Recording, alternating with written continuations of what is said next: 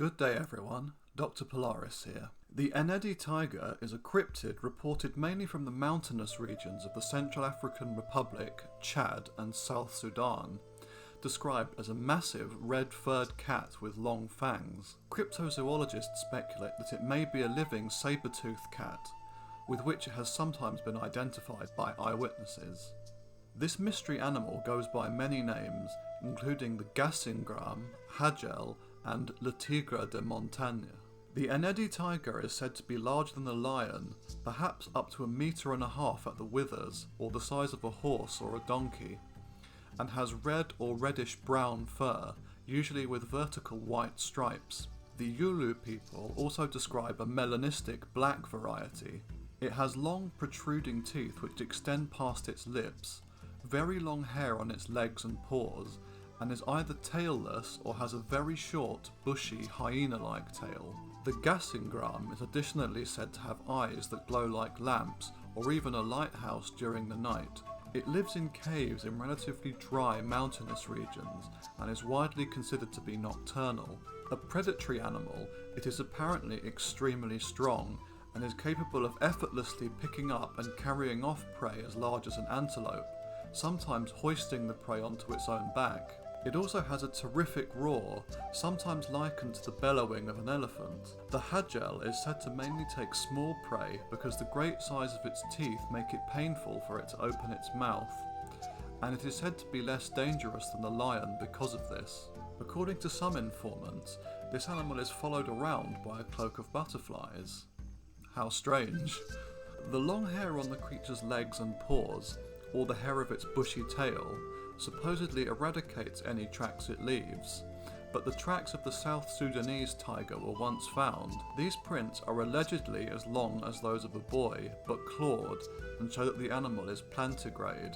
The gassingram was also said to leave tracks larger than those of a lion. There are a few discrepancies in descriptions of the tigre de montagne, the gassingram, and the hagel. All are described as large fanged animals bigger than lions which live in mountains and have short tails. However, the hagel's mane and its inability to comfortably open its jaws are not characteristic of either the tigre de montagne or the gassingram. The first identified sighting of an Ennedi tiger or another such animal appears to have been reported by Lucien Blanco, who in 1937 was told by a village chief of Aunda Jale that a gassingram had recently been haunting the district. It was occasionally but rarely seen in the daytime, carrying off prey to caves in the mountains. Sometime before 1950, some workers toiling in the Imatong Mountains in what is now South Sudan reported to J.K. Jackson, a colonial official at the time, that they had seen a creature unknown to them. They described it as a big animal, bigger than the lion and very great. His head was big, with a pointed muzzle and a black mouth, armed with long canines. His general colour is brown, with on the flanks vertical stripes of a yellowish white. Jackson, who identified the animal as a Nandi bear, another African cryptid, passed on that description to the Deputy Inspector of Hunts at Tori, Major Anderson, who told Jackson that, like most Nandi bears, it was probably an aberrant spotted hyena. Jackson, who did not believe that a large unknown carnivore could exist there, agreed, but the description given by the workers was identical to that of the tigre de montagne of Chad. One of M.H.R. Maudry's European interpreters also saw a feline he could not identify about 50 kilometres from Birao in about 1940. In 1970, when French big game hunter Christian Le Noël showed his trackers images of various living and extinct cats, the trackers unhesitatingly selected the image of Smilodon as the tigre de montagne, then recounted to him a notable sighting which had occurred around 30 years earlier. Le Noël stated, "To convince me, they took me to a rock shelter cave where, according to them, there was a mountain tiger about 30 years ago. My first tracker, Jeme, affirmed to have seen it with his father during a hunting party in the hills. He and his father had managed to kill a bush antelope and at the time of the skinning, a mountain tiger had emerged from the bush to seize the trophy and had won without apparent effort, in front of both terrified and dumbfounded hunters, who had not asked for the rest of their company and had returned to the village empty-handed. There have been several theories put forward to explain these encounters. As previously noted, when Christian Lenol showed his Yulu trackers colour drawings of felines including tigers, ocelots, cheetahs, snow leopards, cougars and a prehistoric smilodon, the trackers immediately pointed to the smilodon as their mountain tiger. Lenol notes that the trackers cannot confuse two types of big cats even if they have similar characteristics, and would have had no way of knowing of the existence of an extinct animal like smilodon, and points out that there would be no reason to describe a purely mythical animal as occasionally being melanistic. Philip Coudroy also notes that a short tail is characteristic of saber-toothed cats.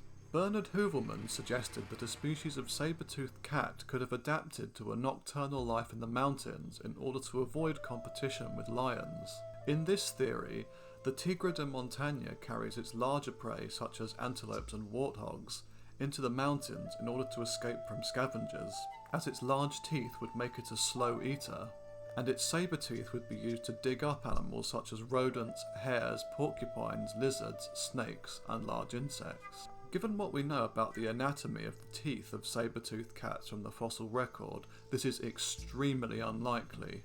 Such a lifestyle would make it a sort of evolutionary counterpart to the water lions, which Hubermans theorised as saber-toothed cats which became aquatic due to competition with lions.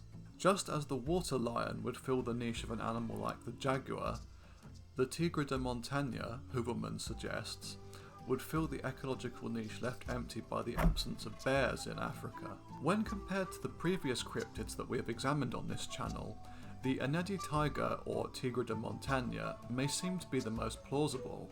I mean, compared to giant spiders and living sauropod dinosaurs, anything seems rational and reasonable. However, beyond the tall tales outlined in this video, there has been absolutely no evidence to suggest that living saber-toothed cats dwell in Central Africa. No physical remains, no photographs, no DNA evidence have been provided. Nothing at all. What we do have evidence for, however, is the total extinction of saber-toothed cats at the end of the last ice age roughly 10,000 years ago. The fossil record of these animals is actually quite decent, which makes it a little perplexing that no physical remains have been found. That being said, I would not discount the tales of the Ennedi tiger outright. As stated earlier, this is probably the most plausible of the Congo cryptids. It is very likely not a living saber-toothed cat, but could possibly be a member of a living cat subfamily Pantherinae. Hopefully one day we might actually see at least a photograph of the Ennedi tiger, but for now it must remain an unsolved mystery. Thank you for watching, everyone. Next week I'll be covering the second part of my Spective evolution video on Eocene Africa, so I'll see you again soon. Cheerio.